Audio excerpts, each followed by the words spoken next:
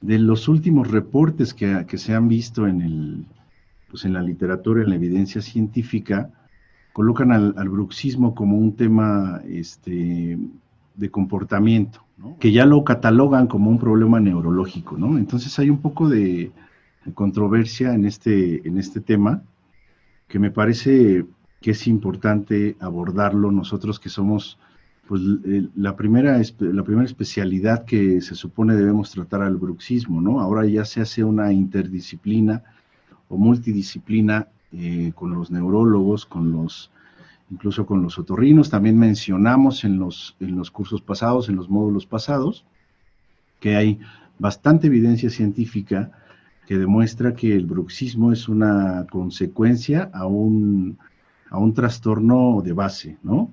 Ya sea neurológico, por ahí hablan de la apnea de sueño, por ahí hablan del reflujo gastroesofágico, ¿no? Y en este sentido, hay concomitancias importantes que también ya vimos anteriormente y que yo creo que una de las más interesantes y donde más tendríamos que ahondar nosotros es en la depresión y en el estrés, ¿no? Y por supuesto en el insomnio, que son entidades que se llevan de la mano, ¿no? Y que están muy relacionadas con el bruxismo. Y bueno, lo catalogan como bruxismo relacionado con el sueño o bruxismo del sueño, con todos estos trastornos, ¿no? Que ustedes ven con síndrome de piernas inquiéticas, movimiento periódico de las extremidades, de tal manera que vamos a ver, y también lo mencionamos anteriormente, que el bruxismo está en todos lados, ¿no? Una revisión muy actual dice que el bruxismo en la población adulta oscila entre un 13%, y luego la literatura también nos habla de que todas las alteraciones del ciclo circadiano, ya sea por necesidad o por gusto, ¿no? Cuando estamos hablando de alteraciones del ciclo circadiano, por ejemplo, los trabajos shift work o los cambios de horario, eh, bueno, hablan también de los dispositivos electrónicos, por supuesto, del ritmo de la vida, ¿no?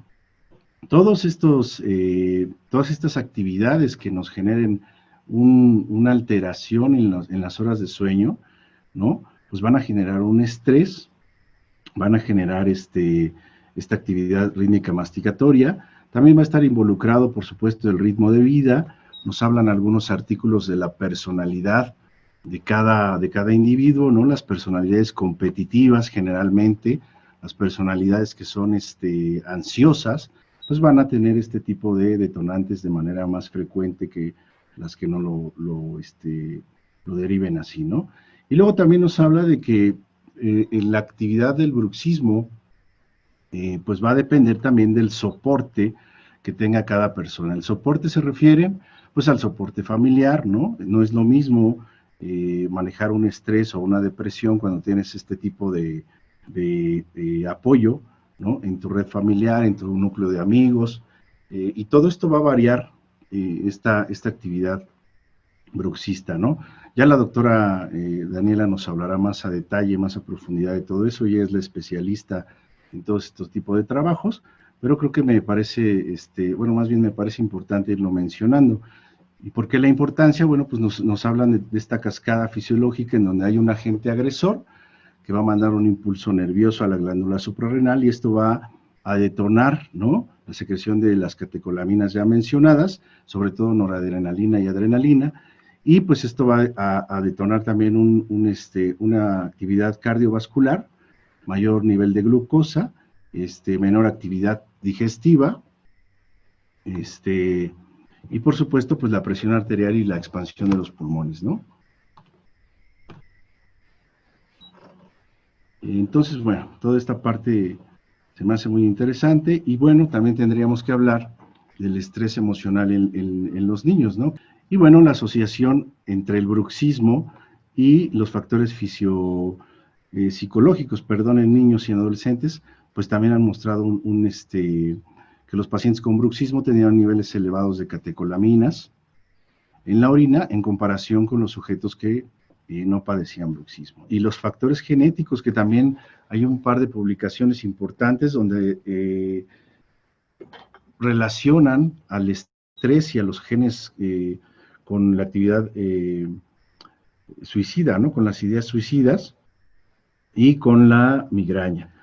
Bueno, pues esta segunda parte, la idea que teníamos al preparar esta plática, el doctor Juan y yo, era un poco como eh, hacer esta asociación entre el bruxismo y el insomnio como entidades patológicas independientes, pero que de alguna manera se están alimentando la una a la otra, ¿no? Sin embargo, en realidad, a pesar de que hay mucha información que nos puede dar luz de alguna manera a cómo estas dos patologías están asociadas, en realidad hay muy pocos estudios, uno o dos por ahí, donde hablan realmente de la asociación entre bruxismo e insomnio, y únicamente como correlación, ¿no? Que tantos pacientes que tienen insomnio presentan bruxismo y viceversa, y en realidad no van más allá. Entonces, un poco toda esta idea de haber recopilado del doctor Juan, por ejemplo, eh, estas hormonas y neurotransmisores que tienen que ver con una conducta de estrés o una reacción ante el estrés, ya sea agudo o crónico, pues la idea es justamente cómo esto nos lleva a desarrollar bruxismo, pero finalmente es uno de los principales factores del insomnio. En la clasificación de trastornos de sueño, la segunda edición, es decir, la que se publicó en 2005, se hablaba de 11 subtipos de insomnio, 11 tipos más bien de insomnio, perdón. En la actual, que es la del 2014, se habla de dos tipos, que es el agudo y el crónico, es decir, tiene menos de 3 meses, tiene más de 3 meses, y dentro del crónico ya podemos hablar de ciertos subtipos, pero ya no están como dentro de la clasificación primordial. En 1972, este fue, digamos, como el primero, que dice, lo que sucede es que empezamos a utilizar la cama para muchas otras cosas, más allá de lo que es, de lo que tiene como objetivo la cama. Y entonces empezamos a asociar muchísimos estímulos con la cama y por lo tanto eso no me permite hacer una asociación adecuada entre la cama, estar en la cama y estar dormido, ¿no? Esto habla de una respuesta mucho más sensible al estrés, ¿no? Si yo tengo que hacer algo, lo tengo que hacer bien, más perfeccionista, mucho más ansiosa. Si alguien más lo hace, yo no puedo estar tranquilo porque no sé qué tan bien está hecho. Entonces, mejor lo hago yo y lo resuelvo yo. Estas cosas evidentemente me están generando mucho más estrés que una persona que, bueno, lo hace otro mucho mejor para mí, menos trabajo que hacer yo, si lo hace bien, si lo hace mal, no es mi problema, es el problema de esa persona, ¿no? Entonces, las personalidades aprensivas, las personalidades más susceptibles al estrés y a la ansiedad, digamos, no que sean ansiosos o que sean personas con mucho estrés, pero mucho más susceptibles, sí lo son, tienden a tener más insomnio que los que no. Y en cuanto a factores sociales, lo que se ha encontrado es que personas que tienen bajo nivel económico tienen más insomnio que los que tienen alto nivel económico. No quiere decir que los de alto nivel económico no tengan insomnio, no. Pero si tienes bajo nivel económico y bajo nivel educativo, también tienes eh, mayor insomnio.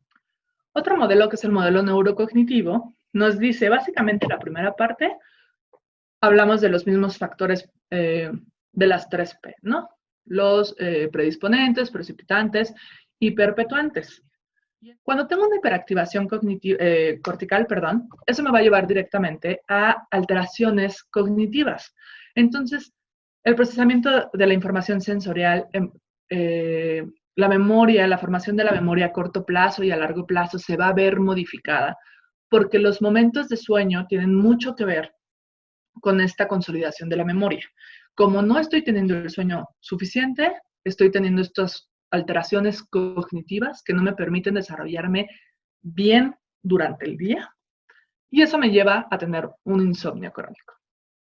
Entonces, digamos que lo único que se aumentó en este modelo neurocognitivo son estos factores neurocognitivos, pero que tienen que ver con la hiperactivación que está muy asociada a una respuesta fisiológica al estrés. Pareciera que hay poco que decir al respecto del bruxismo, entre otras patologías, pero creo yo que en realidad no sabemos la gran mayoría de las cosas, nos queda mucho por estudiar. Y una de las cosas importantes es empezar a integrar estos factores psicosociales a las patologías médicas, ¿no? Que en un inicio se creían única y exclusivamente fisiológicas. Y bueno, eso es todo.